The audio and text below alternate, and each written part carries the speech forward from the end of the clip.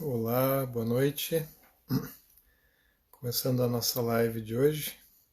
Esperando um pouquinho agora para o pessoal entrar, para a gente começar a conversar sobre a psicologia do yoga e dando continuidade à conversa sobre dukkha, que é esse espaço apertado, né, onde a gente fica, que a gente chama também, traduz por sofrimento, e a gente tem olhado nos últimos encontros o que é esse sofrimento, quais são as causas internas, o que é o estado também sem a presença dessas causas internas que nos levam a eternizar o sofrimento.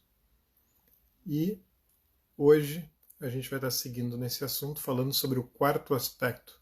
O que é esse quarto aspecto? O quarto aspecto é o método, né, os meios que o yoga vai apresentar para nos auxiliar.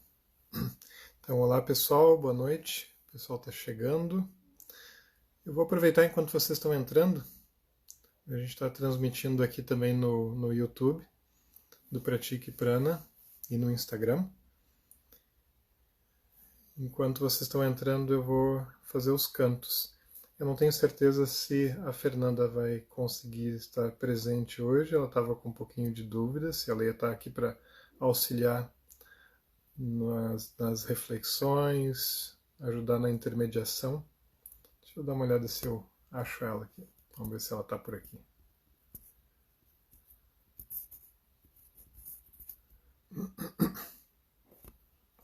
Não, acho que por enquanto. Não, por enquanto não. Não achei ainda.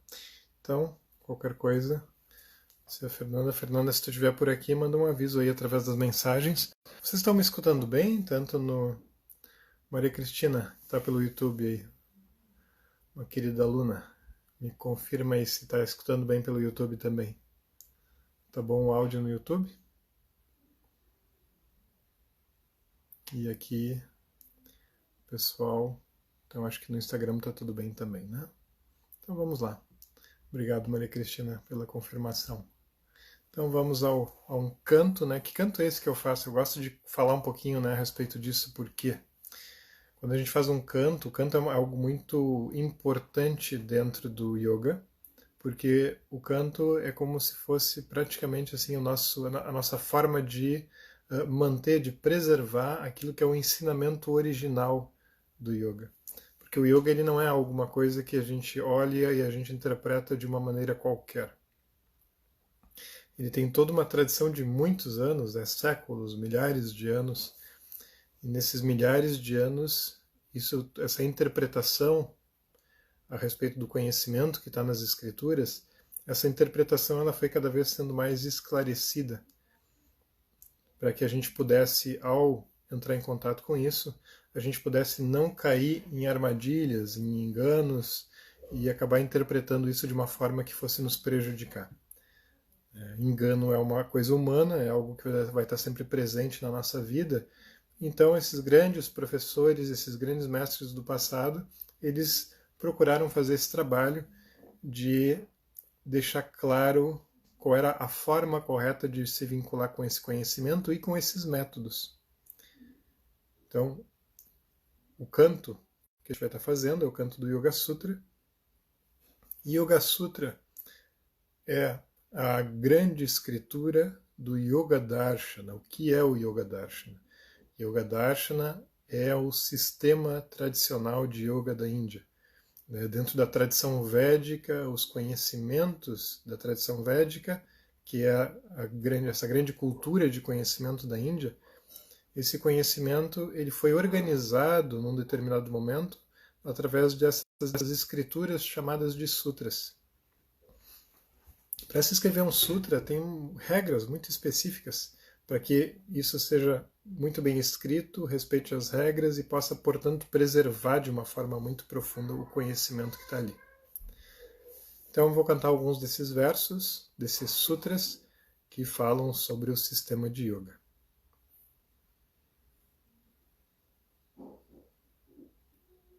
Shrimate Anantaya Nagarajaya Namo Namaha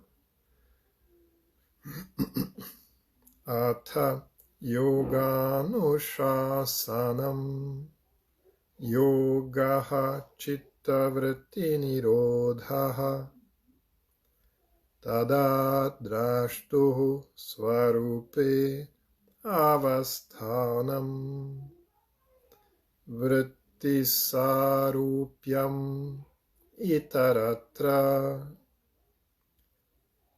tapaha swadhyaya ishvara pranidhanani kriya yogaha yoganganushtanat ashodhikshaye jnanadiptihi avivekakyatehi yama niyama asana pranayama pratyahara dharana dhyana samadhayaha ashtau angani.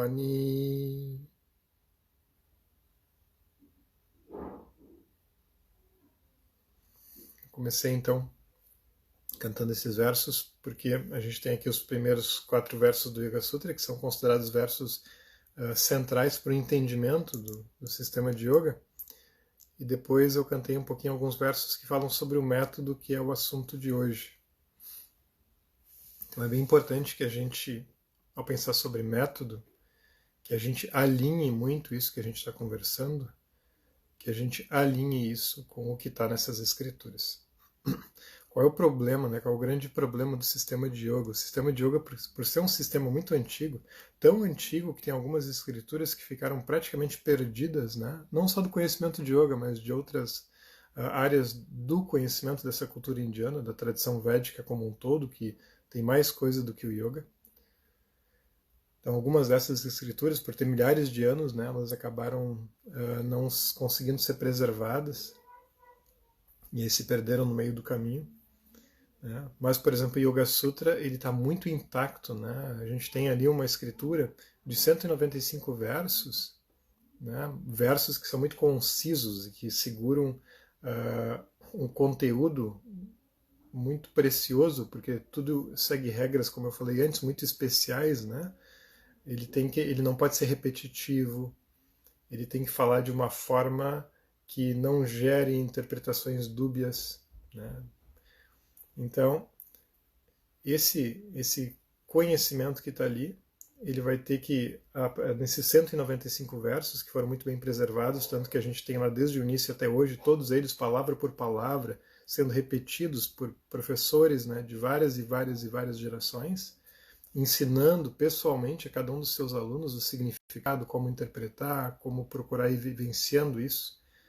Né? A gente tem isso, esses séculos e séculos e séculos disso preservado.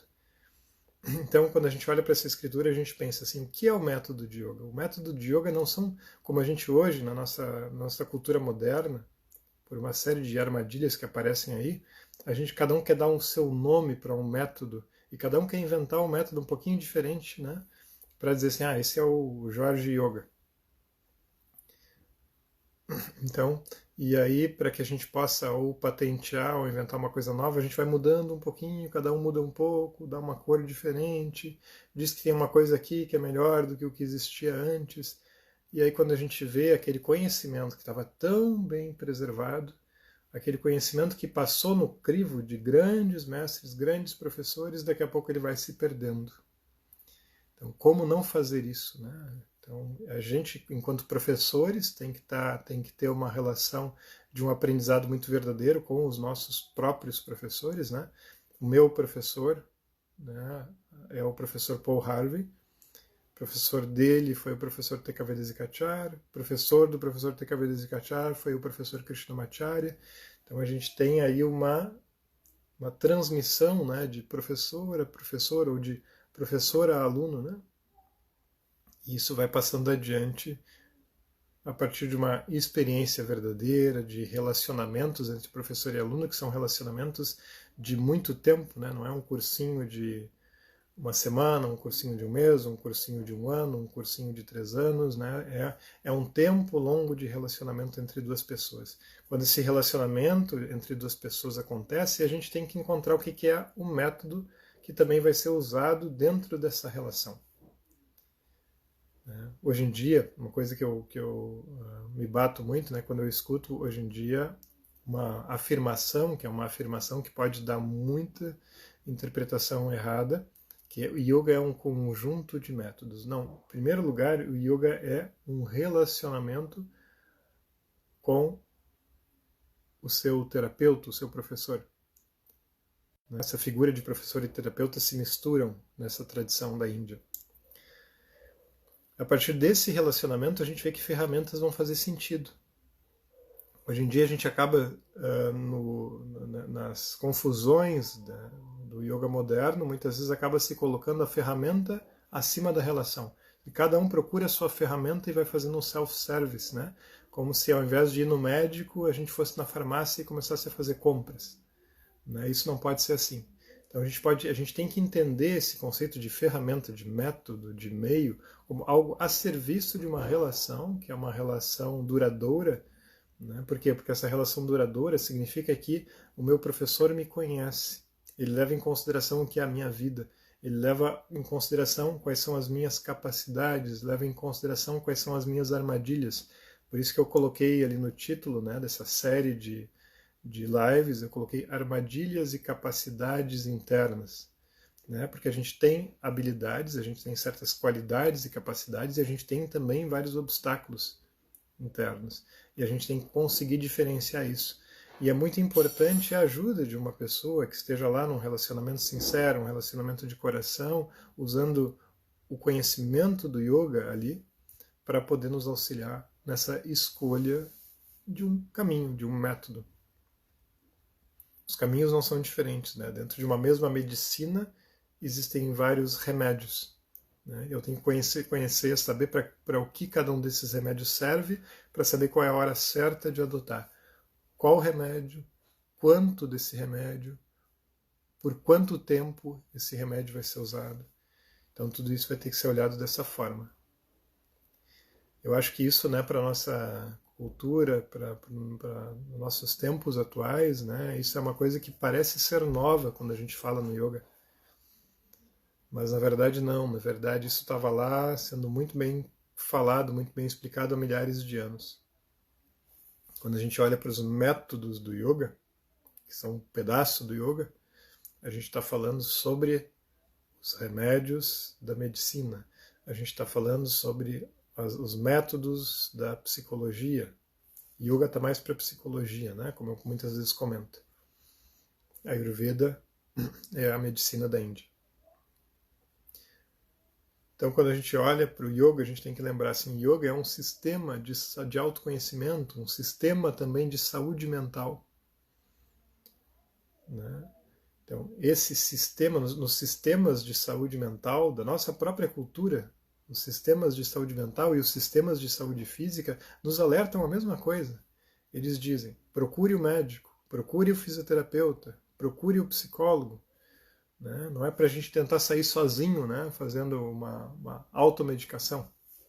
Né? Então a gente tem que procurar alguém que tenha estudado muito sobre aquilo e que olhe para nós respeitando a nossa singularidade, respeitando o nosso momento, respeitando as nossas armadilhas e as nossas capacidades e diga, isso aqui vai ser bom nesse momento, por um tempo. Né? Isso é um respeito ao ser humano. Né? A melhor coisa que existe é essa singularidade, essa diversidade, essa riqueza. O yoga olha muito para isso. É muito importante a gente lembrar. Então, quando vocês vão em busca de um método de yoga, de um conhecimento de yoga, sempre lembrem, é muito importante. Né? Não precisa ser o Jorge, não precisa ser uma outra pessoa de uma determinada tradição, mas que seja uma pessoa de alguma tradição muito bem fundamentada, uma pessoa que tem seus professores. Existem muitos sistemas de autoconhecimento sérios ainda por aí. Né? Em que a gente possa, então, olhar para esses sistemas para poder ter benefícios a longo prazo e não cair em armadilhas. Né? Armadilhas já chegam às armadilhas internas que a gente tem. A gente não precisa de mais armadilhas fora para começar a complicar a história, né? A gente vai em busca de cura e acaba encontrando daí, a longo prazo, mais problemas e mais doenças. E, vamos lá, estou enrolando aqui, né? Então vamos lá, vamos ver quais são esses métodos, quais são essas ferramentas que o yoga vai apresentar. O que é muito bonito dentro do Yoga Sutra é que ele vai organizar muito bem isso. Está ali para quem quiser olhar. O Yoga Sutra ele vai dizer, existem várias ferramentas. O Yoga Sutra é uma escritura que tem 4 capítulos. No primeiro capítulo, ele fala sobre ferramentas que são ferramentas, digamos assim, avançadas, né? Que não seriam exatamente para o Jorge, para nós nos tempos atuais, mas para aquelas pessoas que estavam muito envolvidas numa cultura de autoconhecimento, muito protegidas, né? Com uma herança muito grande de conhecimento, portanto uma vida muito protegida e direcionada para isso. O capítulo 1 está muito voltado para isso. Já o segundo capítulo do Yoga Sutra, ele é chamado o capítulo do método, né? O caminho que vai explicar quais são os métodos que são acessíveis para nós, para a gente que vai ter que ir passo a passo nessa escadinha. Não só passo a passo nessa escadinha, mas a gente vai ficar muito tempo ali olhando para a escada, né? Assim, e aí, vou, não vou, o que eu vou ganhar com isso, o que eu não vou ganhar, é seguro, não é seguro? Então, como é que vai ser esse processo que está ali para nós, o que é real para nós, no nosso estado emocional, físico, dentro das limitações que a gente tem, né? Como a gente vai poder ser ajudado por esse sistema? Então, no capítulo 2, ele vai falar sobre 2 grandes conceitos que são os que eu gostaria de focar mais nessa breve conversa que a gente tem aqui. Por que breve conversa? Porque, por exemplo, num curso de formação que não é para terminar o estudo, é para começar o estudo, por exemplo, no curso de formação que eu dou, a gente tem 3 anos para ir olhando para isso, né? E aí podendo ir aprofundar essa experiência e mesmo assim junto com, paralelamente, um processo de atendimento individual, né? Ou seja, de fato, na prática, isso tem que ser dessa forma, não só teoricamente a gente falando sobre uma escritura, sobre, né? Isso na formação, isso no nosso processo também individual como pessoas, para olhar para a nossa própria vida, esse processo individual é extremamente importante. Então, primeiro grande método que o Yoga Sutra apresenta nesse capítulo chamado o capítulo do método, dos meios, dos esforços. Sadhana Pada. Sadhana significa aquilo que nós fazemos para alcançar o Siddhi, que é o propósito, né? Então, primeiro método, chamado de Yoga da ação, ou Yoga do cotidiano. O que significa aqui especificamente esse Yoga da ação ou do cotidiano? Significa aquilo que não é o que a gente chama de prática formal. O que é prática formal? Prática formal é aquilo que exige que eu me isole de outras atividades do cotidiano para me dedicar. Por exemplo, se fala muito hoje em dia, né, sobre meditação, sobre práticas de asana, que é a parte mais física e respiratória do yoga. Envolve também um conteúdo mental, quando feito corretamente. Mas tem uma prática de asana, que é a prática mais física, a prática de meditação, que envolve uma questão mais introspectiva, mais mental. Para a gente fazer, seja asana, seja meditação, a gente precisa parar as outras atividades, se resguardar e começar a fazer aquela ação específica que é separada no tempo. Eu vou dizer, eu vou fazer a minha prática de meditação tal horário, ela vai durar tanto tempo. Eu paro o resto para fazer. Mas tem algo que é muito anterior a isso e que está sendo muito esquecido nos tempos atuais, e isso se tornou um grande problema dentro do yoga, que é esse yoga do cotidiano. O primeiro verso do capítulo sobre o método diz: o primeiro método que é apresentado é Kriya Yoga, é o yoga do cotidiano, que é, digamos assim, a gente poderia dizer a prática informal. Por que informal? Porque ela está muito relacionada com o nosso cotidiano, com o nosso dia a dia. Ela tem 3 grandes pilares.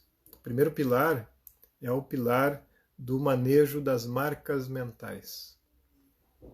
Onde nós enxergamos as nossas marcas mentais? no dia a dia, quando a gente está no relacionamento com os outros. Eu vejo o quanto determinada pessoa, por determinadas características, se torna uma pessoa que eu quero estar perto. Uma outra pessoa com outras determinadas características, eu digo, tomara que eu não encontre essa pessoa hoje.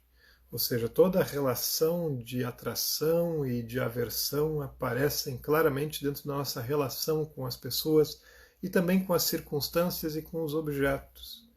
Então, isso é realmente visto de verdade quando a gente está exposto no mundo, a gente está circulando, a gente está se relacionando. Então tem uma grande riqueza dentro do relacionamento. É no relacionamento, na exposição, é pertencendo ao mundo, em termos da minha relação com minha esposa, com os meus filhos, com amigos, com os colegas de trabalho, com os alunos, com meus professores. É ali que eu me vejo, é ali que eu me sinto, é ali que eu percebo os meus medos, é ali que eu percebo as minhas vulnerabilidades, é ali que eu percebo as minhas qualidades, no que eu ajudo, no que eu atrapalho. Então, a gente percebe qual é o ambiente mais nosso, onde a gente se sente bem, onde é fácil colaborar, quais são os outros ambientes onde a gente quase não colabora, a gente sente que a gente está dando muito pouco, não é o lugar onde a gente mais consegue levar benefícios. A gente vai se conhecendo, tem que ter muita aceitação para se conhecer, né? Tem que ter muita calma, tolerância, acolhimento perante si mesmo. Então, a parte do informal é extremamente importante para o yoga. É o primeiro método que é apresentado. Pensem assim, hoje em dia a gente fala demais sobre prática física, sobre meditação. Vocês pensem em uma pessoa simplesmente chegando num professor de yoga e dizendo, eu quero fazer tais posturas de yoga. Qual é o sentido disso? Isso não faz sentido. É a mesma coisa que a gente chegar no médico e dizer, eu quero Prozac. O médico vai olhar para nós e vai dizer, como assim? Mas por que tu quer esse remédio? O que está acontecendo? Ele vai ter que olhar para a nossa vida, vai ter que olhar para o nosso cotidiano, vai ter que entender o que está acontecendo e ele vai dizer, sim, isso faz sentido ou não, isso não faz sentido, tem uma outra ferramenta que vai atuar sobre isso. Não o Prozac. Então, quando a gente fala dessa parte da prática informal, dessa prática do cotidiano, o primeiro grande ponto é o manejo das marcas mentais. O que é o manejo das marcas mentais no processo realmente individual, no atendimento? Quando alguém chega para nós e ela diz assim, o meu propósito é eu me conhecer, eu vim aqui para um processo de aprendizado, um processo terapêutico, eu vim em busca de autoconhecimento, que é o que o yoga pode me oferecer, a gente vai olhar e vai perguntar, bom, me conta então um pouco sobre a tua própria vida. Eu quero saber o porquê que tu veio aqui, o que está acontecendo. Tem que ter essa curiosidade por parte do professor, do terapeuta, para olhar para aquela pessoa e aí, a partir daí, começar a pensar no que de fato o yoga pode contribuir. Será que o yoga vai contribuir agora?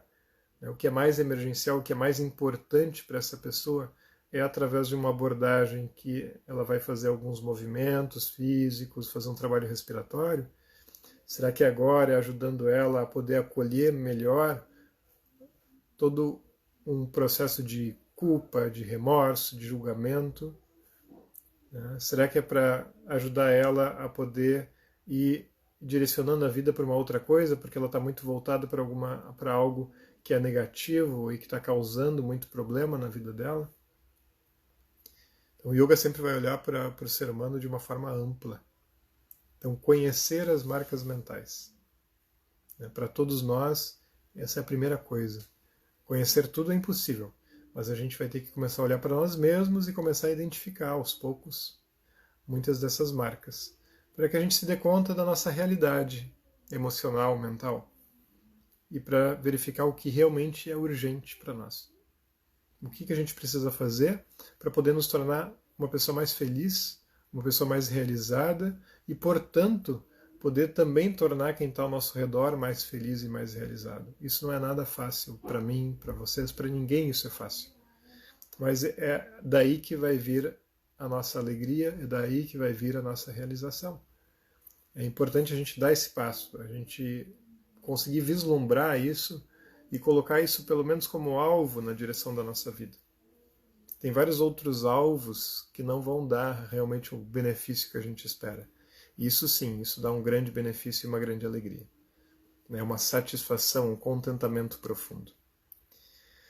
Então, lutar, se movimentar para ir nessa direção é uma grande coisa, é algo que realmente vai fazer diferença para nós e para os outros que estão ao nosso redor.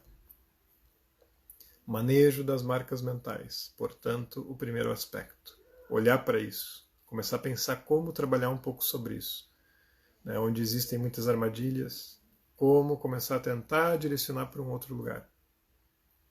E todo esse processo é um processo que ocorre no tempo. São esforços contínuos, né? Um direcionamento para algo que é mais saudável, algo que é novo, que vai me levar para um lugar melhor. A maior parte das nossas marcas mentais vem de ignorância, de inconsciência.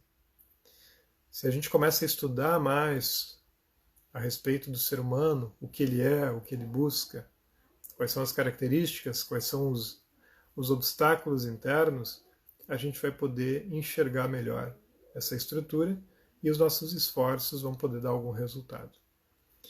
Então, depois de etapas do manejo das marcas mentais, logo grudado nele vem o estudo, vem essa busca desse conhecimento, que também é uma área do yoga.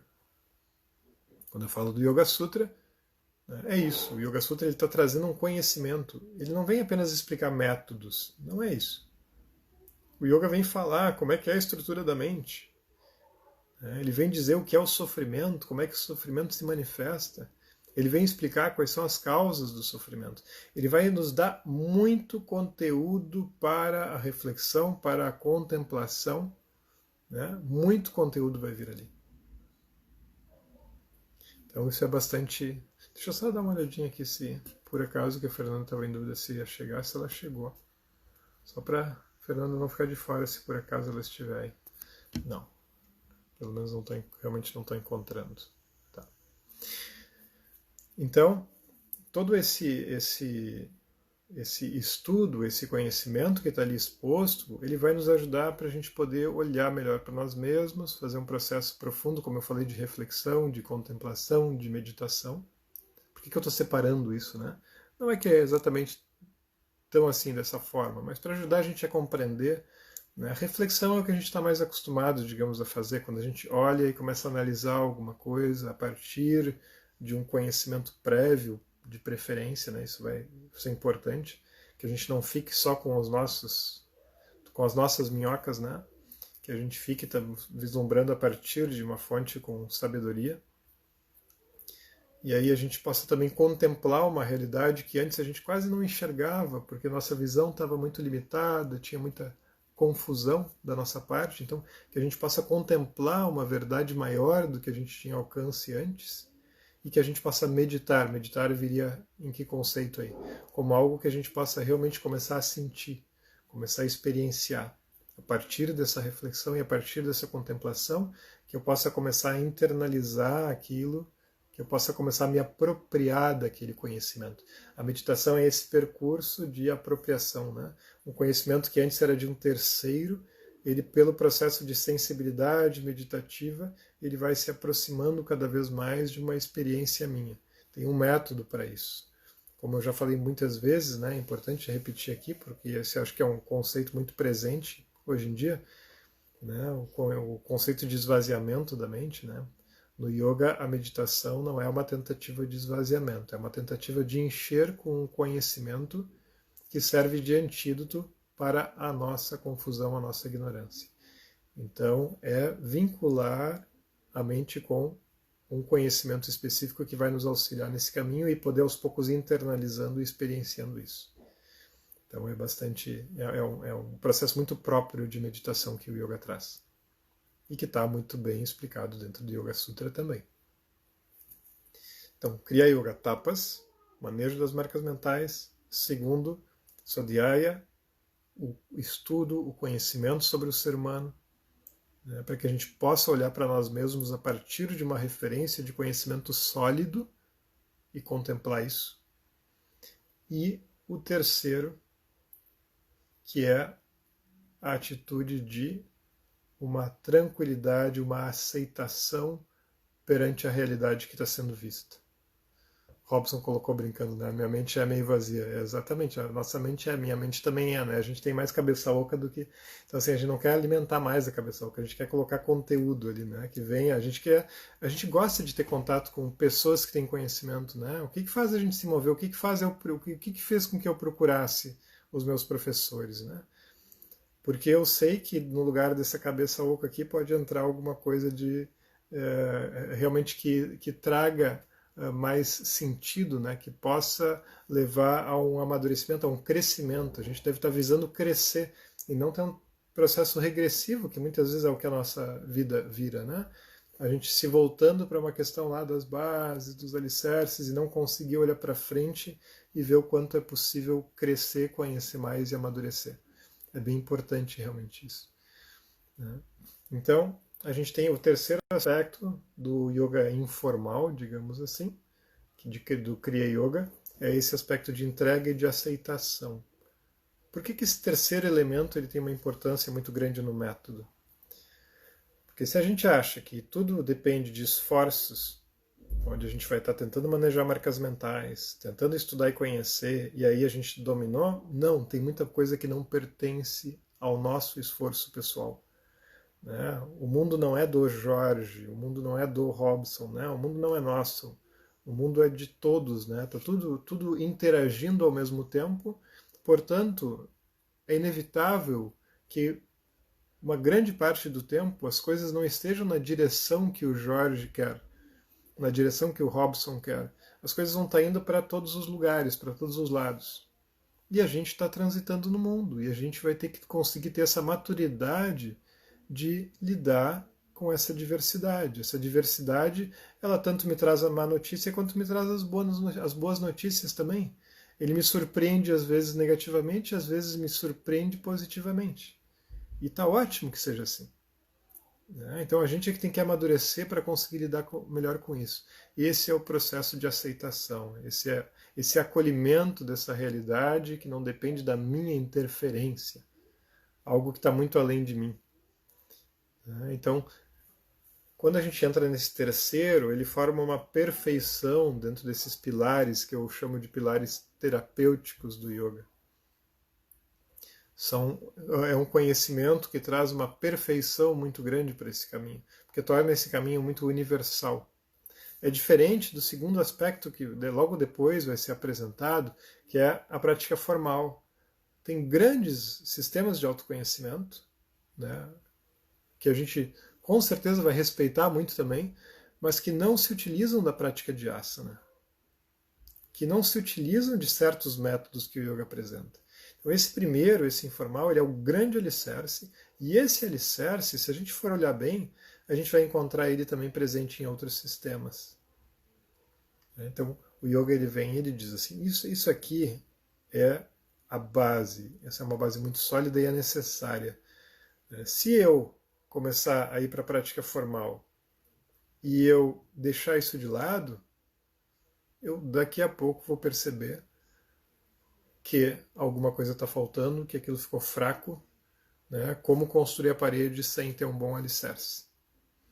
Né? Então, esse alicerce, junto com o nosso professor, nosso terapeuta, né, do caminho de yoga, ele vai ter que ser muito bem colocado, ele vai ter que ser protegido, a gente vai ter que saber como construir. É muito importante esse auxílio. Não só aprender onde botar o braço para fazer uma prática de asana, mas aprender a lidar com esses três aspectos aí. O Robson está perguntando, né, qual é o limite entre aceitação da realidade e alienação. É interessante isso, né? Se a gente pegar, vamos colocar assim um ponto, até mesmo usando as palavras, né, Robson ali que tu usou, só para a gente tentar esclarecer, né? Vamos pensar na diferença entre realidade e alienação. Então, a alienação, ela faz com que a gente não veja a realidade. Eu só tenho como conhecer a realidade se eu me relaciono com ela, eu estudo sobre ela, eu mergulho nela e vou conhecendo de fato. Né? Então a alienação, ela, em primeiro lugar, ela não me permite o conhecimento. Então, no momento em que eu vou na direção do conhecimento, eu reconheço que eu tenho, que o meu conhecimento é limitado, eu preciso encontrar um sistema, encontrar meios de aprofundar o meu conhecimento, e eu vou indo nessa direção, eu começo a reduzir essa alienação. Eu quero entrar em contato com a realidade. E aí, entrando em contato com a realidade, eu vou começar a perceber que algumas coisas não pertencem ao meu controle. Né? E outras, sim, outras são minha responsabilidade. Né? Então, apenas a partir do movimento, apenas a partir da ação, apenas a partir da experiência, é que essa discriminação vai começar a conseguir ser conquistada. Uma experiência junto com essa sabedoria desse caminho que a gente escolheu. No yoga, esse conceito de Kriya Yoga ele é muito parecido com o conceito de Karma Yoga também, que aparece muitas vezes. Aparece lá na Bhagavad Gita, né, um dos melhores lugares para a gente entender o que é Karma Yoga. Que é yoga da ação, não da alienação. Né? Ele é um movimento realmente de ir na direção do mundo e levar essa sabedoria que a gente está entrando em contato, que a gente está estudando, e ver o que acontece com a nossa mente quando a gente vai na direção do mundo. E a gente vai ver a nossa fragilidade e vai ver também o quanto é uma coisa maravilhosa ir na direção da ação a partir de uma reflexão profunda. Isso muda toda a experiência. Né? Faz com que uma experiência que fica muito focada na ideia de ganhar ou perder se transforme numa experiência de aprendizado e realização. Então essa é a grande questão do yoga. Então é um ponto bem importante esse aí, Robson. Né? Realmente não é, ela não pode ser confundida com essa alienação, porque essa aceitação ela vai vir muito através da experiência do que pertence a mim e o que não pertence dentro desse processo de ação, de esforço. Então, deixa eu ver que horas são aqui, para mim não me passar demais aqui, né? Para não cair depois o Instagram. Então, Valdez Poleto, né? Pergunta: quando estamos em uma situação de conflito nas relações, será que tu consegue me explicar um pouquinho melhor a tua dúvida? A gente pode tentar trazer um pouquinho isso, né? Tenta ver se tu consegue colocar um pouquinho para mim melhor e eu vejo se a gente consegue conversar um pouco a respeito. Né? O conflito nas relações, vou começar aqui, vou tentar. Né? O conflito nas relações ele tem a ver com a questão, a gente está lidando com a realidade e essa realidade está trazendo um sofrimento, está trazendo uma perturbação. Né? Como a pergunta ela é ampla, a gente não consegue interagir, eu gosto mais quando a gente consegue conversar sobre o assunto, mas aqui é limitado, né, dentro da live. A questão da relação ela pode trazer muitos ruídos, pode trazer muita perturbação. Né? Quando a gente está falando nesse problema mais pontual do yoga, a gente vai estar focando principalmente, não quer dizer que o outro aspecto é deixado de lado, isso uma hora a gente teria que conversar um pouco mais, mas a gente vai estar focando principalmente como nós estamos reagindo frente àquela situação. Ou seja, o que aquilo tem a ver com o processo de eternização do sofrimento, que é responsabilidade minha. Eternização do conflito e da perturbação, que é responsabilidade minha. Talvez o primeiro movimento até tenha a ver com a outra pessoa, mas a continuidade daquilo, ou a piora do problema, muitas vezes tem relação conosco. Né? Então, esse é o principal ponto, esse ponto interno. Né? Pensei na proposta de mudança ou aceitação. Sim, acho que tem a ver com a questão do Robson também, né? Então, assim, a gente tem que realmente ir para o movimento e aí a gente vai entender melhor o que pertence a nós e o que pertence ao outro. Isso é uma das grandes questões que surge muito dentro do processo realmente de atendimento, né? Do processo que a gente vai tratando ali especificamente com cada pessoa e com cada circunstância, né? Não é fácil a gente conseguir diferenciando uma coisa da outra, mas isso tem que ser olhado e isso merece muito a nossa atenção. Né? Então, esses 3 pontos, os grandes pilares, e aí depois disso surge o outro grande método que eu queria falar um pouquinho também, né, que é o método chamado de Ashtanga Yoga. Outra palavra que ficou bastante, que gerou muita confusão também, né? O conceito de Ashtanga Yoga muitas vezes hoje em dia é usado como se fosse algum método específico de yoga. Não. O que é o conceito original de Ashtanga Yoga, o que é dentro da tradição de yoga de fato isso. Né? Ashtanga Yoga, Ashta significa 8, Anga significa membros. Né? Então, é um caminho que tem 8 partes. E como é que a gente resume melhor o que são essas 8 partes? Né? A gente resume dizendo assim, ela vai tratar, através de práticas formais, de uma abordagem sobre o nosso relacionamento com os corpos, com as circunstâncias, com as pessoas, inclusive perante o meu próprio corpo também. Então, como é que vai se dar esse relacionamento? Como é que eu vou abordar isso para me levar a mais amadurecimento e a mais saúde mental, principalmente, mas também saúde física, é claro. O meu relacionamento com o meu corpo, como é que eu vou abordar isso de forma a me levar a mais maturidade, né? Uma maturidade física, respiratória, mental, emocional. Como eu vou estabelecer uma abordagem também de relação e sensibilização da respiração. Como eu vou fazer uma abordagem de vínculo com a minha mente, as minhas emoções, de forma também a ir me sensibilizando, a ir me entendendo, e como essa mente ela vai poder ser colocada a serviço de um processo de contemplação e de meditação de grandes sabedorias que o yoga vai trazer. Então, todo esse processo, tudo isso, né, pertence a esses 8 aspectos que vão ser abordados no Ashtanga Yoga, que é a prática formal, que é aquilo que a gente tem que parar de fazer o resto para começar a fazer. Então, nessa parte, por exemplo, dos relacionamentos, né, relacionamento com as circunstâncias, com pessoas, vai surgir, por exemplo, uma contemplação que é sugerida, né, de o quanto as minhas ações ali elas estão muito embasadas na inveja, no ciúme, na raiva, na ignorância. E aí tem toda uma visão ali contemplativa que é oferecida para que a gente possa entender um pouco mais sobre isso. Depois, na parte do corpo, vai surgir esse conhecimento que é bastante falado hoje em dia, que está bastante popularizado também. Nem sempre o popularizado significa o conhecimento está refinado, né? Como sempre brinco, né? McDonald's ou outras grandes redes de alimentação, elas podem ser populares, mas não necessariamente são as redes de alimentação que tenham a comida mais refinada e mais saudável. A gente vai ter que questionar isso, né?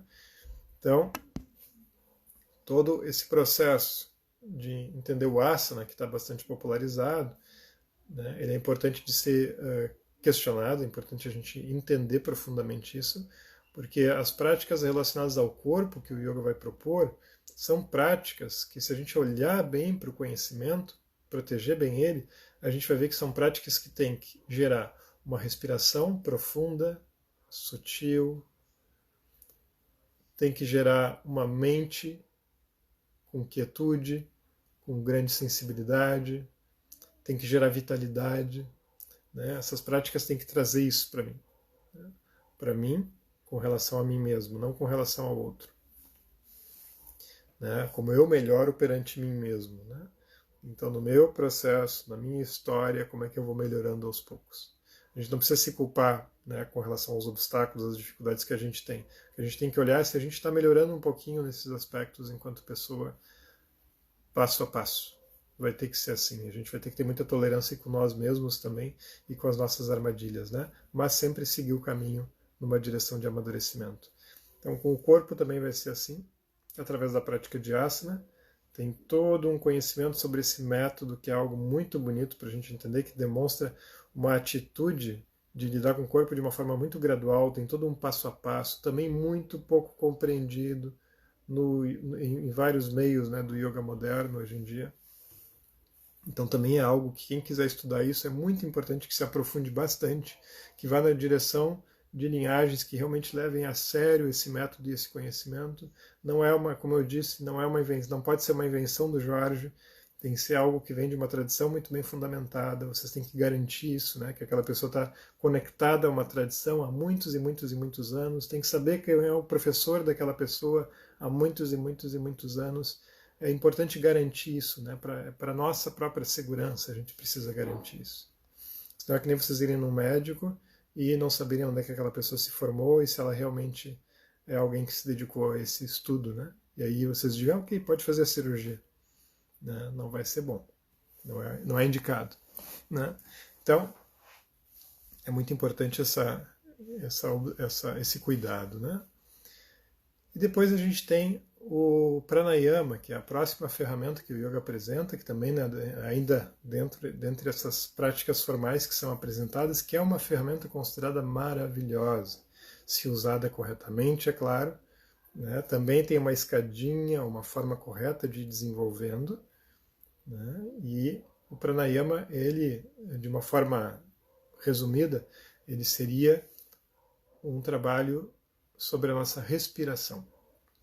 Então é começar a se vincular com a respiração, começar a mudar gradualmente os padrões dela, de uma respiração muito grosseira, de uma respiração curta, de uma respiração pesada, para uma respiração que vai se tornando mais leve, uma respiração que vai se tornando mais suave, uma respiração que vai se tornando mais profunda, né? Então isso vai trazendo toda uma experiência diferente para nós. Isso já vai começando a atuar, inclusive, em algumas questões mais básicas mentais. Tanto que pranayama, essa prática de trabalho de vínculo sensível com a respiração, ela é importantíssima no trabalho até mesmo de alguns distúrbios mentais. Então ela vai, desde um trabalho que pega a mente quando ela está bastante perturbada, né, ela pode dar benefício se ela for corretamente preparada, claro que não num momento, né, ali do estouro, né, das emoções, mas à medida que a gente trabalha um pouquinho aquilo, o pranayama pode dar benefício, e até mesmo para uma pessoa que tem um trabalho muito bem sustentado de yoga, o pranayama também vai continuar sendo uma grande ferramenta. O professor Krishnamacharya, que é um grande mestre, né, que é o pai do professor Tekavedezikacharya, que é a pessoa que, como eu sempre cito, foi a minha grande inspiração e uma pessoa com quem eu aprendi muito nos meus estudos na Índia. Eles sempre diziam, tanto Krishnamacharya quanto o professor Tekavedezikacharya, diziam que o pranayama para a vida adulta é das práticas formais, ela é a mais importante. Ela tem muito benefício a nos oferecer. Então esse é um grande aprendizado para a gente ir recebendo dos nossos professores, dentro do que for adequado para nós, né, nas nossas características e no nosso momento de vida. A gente é muito bom pedir ajuda para auxiliar nisso. Essa parte de respiração, ela vai também começar então a criar uma condição mental apropriada, uma saúde maior, e vai permitir que a gente possa começar a aproveitar mais, a se dedicar mais a algo que é bem mais delicado, que é mais exigente, que é a meditação. Né? Então, para o yoga, a meditação não é algo que a gente simplesmente pula para ela e começa a querer fazer sem todo um processo de refinamento de sensibilidade, de quietude, de introspecção. A gente tem muitas coisas a aprender antes do processo de meditação. Isso também é uma questão que eu vou trazer uma crítica, né? Aqui, assim, que hoje em dia se tirou muito meditação do contexto. As pessoas às vezes vão lá estudar o budismo, aí recortam um pedacinho só que eles querem do budismo. Esse método aqui é milagroso. Não, é todo o contexto daquele caminho de autoconhecimento que dá muito benefício. Quando a gente começa a retirar do contexto, a gente também começa a aumentar a possibilidade de efeitos colaterais negativos. A gente tem que entender o sistema como um todo. Quando a gente vai para o yoga e também a gente recorta um pedacinho, recorta só a meditação, ou recorta só o asana, a gente tem que tomar muito cuidado com isso, porque a gente está tirando aquilo daquele contexto. Então tem que olhar muito bem como fazer com que essa retirada, esse recorte, não acabe trazendo prejuízos, porque é muito fácil que um conhecimento recortado comece a dar de novo desintegração. Então, o yoga vai considerar toda essa escada, todo esse processo e vai oferecer a questão da meditação, que, como eu falei para vocês, não é esvaziamento mental. É um direcionamento para processos, às vezes, de contemplação sobre assuntos da vida ou sobre um conhecimento, né, profundo sobre o ser humano, sobre a vida como um todo, né? A gente pode estar meditando para entender marcas mentais nossas que estão causando problemas, a gente pode meditar para contemplar o que é a alma, a gente pode meditar para contemplar o que é o sofrimento, né, para entender esses aspectos, né? Então a meditação ela entra como uma ferramenta muito refinada de entendimento sobre a realidade.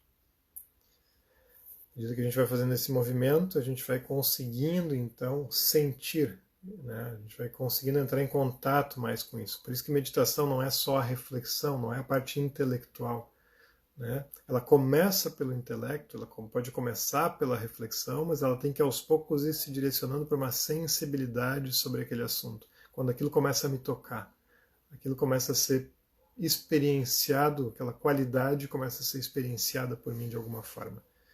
Então aí a gente tem essas grandes ferramentas, né? Eu dividi aqui, né, para ir resumindo um pouco, já que a gente está chegando no final do tempo, não no final dos tempos, né? Acho que não, no final do tempo. Mas a gente está terminando então, e é só para dividir um pouco entre a prática informal e a formal. Eu acho isso uma chave de compreensão do yoga para quem quer se aprofundar nesse conhecimento. Tá? Vocês saberem, entenderem que essas duas áreas elas são tratadas. Essas duas áreas precisam ser abordadas. Aquilo que faz parte do nosso cotidiano, aquilo que faz parte do esforço mais formal, que é um pouco mais separado. Esses dois juntos, né? Apenas se isolar não faz sentido. Apenas ir para a ação sem sabedoria não faz sentido. Tá? Então, bem importante isso. Bem importante a gente juntar essas duas pontas aí, unir sabedoria com estágio, né? Se expor, buscar experienciar, né? Se permitir ser confrontado, né? Não se culpar tanto quando surge o erro, porque quando a gente vai para a batalha, vai surgir erro, né? A gente vai reagir de uma forma ruim, às vezes a gente vai se confrontar com os nossos obstáculos, tá tudo bem, né? A gente tem que ter tranquilidade com relação a isso, senão a gente vai acabar se escondendo e aí sim a situação vai ser muito pior. Então buscar o conhecimento e aceitar os desafios que surgem e continuar caminhando. E esse é o grande processo. Então acho que hoje era isso, né? Então hoje a gente está terminando a introdução desse conceito de Reya Retu Hana Upaya.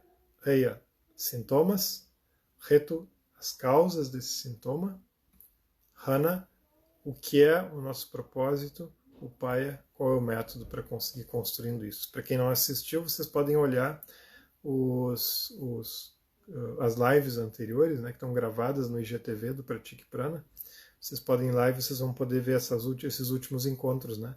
O encontro anterior, a semana passada, portanto, foi Hana, que é esse conceito de como é que é o estado de saúde realmente, né? O que o yoga fala que é esse estado de ausência de sofrimento. Antes disso, na semana retrasada, a gente teve quais são as causas dessa perturbação e desse sofrimento, e na anterior ainda, a gente tem, então, o que é o sofrimento. Então, tudo isso está ali nos últimos encontros. E agora, a partir de setembro, o mês inteiro sobre o primeiro aspecto, os sintomas. Outubro, o mês inteiro sobre as causas. Novembro, o mês inteiro sobre a ausência de sofrimento. Dezembro, todo o mês sobre as ferramentas, para a gente ir aprofundando essa conversa um pouquinho mais. Então, tragam as questões, as dúvidas e a gente vai conversando, que é um prazer. Então, muito obrigado, pessoal. Um grande abraço para vocês. Espero que tenham aproveitado. Espero que seja útil essa conversa, apesar da limitação do meio, né? A gente não poder conversar de uma forma mais viva. Espero que de alguma forma esteja ajudando nesse momento. Abraços, então, a todos vocês. Tchau, tchau, pessoal.